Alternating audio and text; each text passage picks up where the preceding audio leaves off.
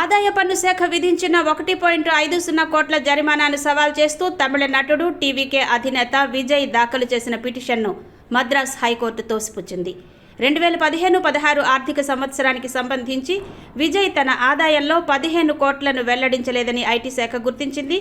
గతంలో 2015లో ఆయన నివాసంపై జరిగిన దాడుల్లో లభించిన పత్రాల ఆధారంగా పులి సినిమా పారితోషికంలో కొంత భాగాన్ని దాచిపెట్టినట్టు అధికారులు నిర్ధారించి ఈ జరిమానా విధించారు.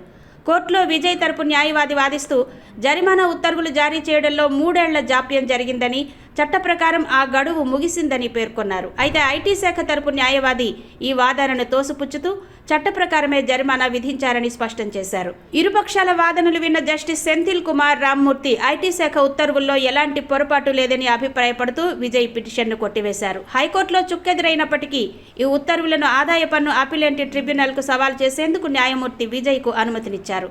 దీంతో ఈ వివాదం ఇప్పుడు ట్రిబ్యునల్ ముందుకు వెళ్లనుంది.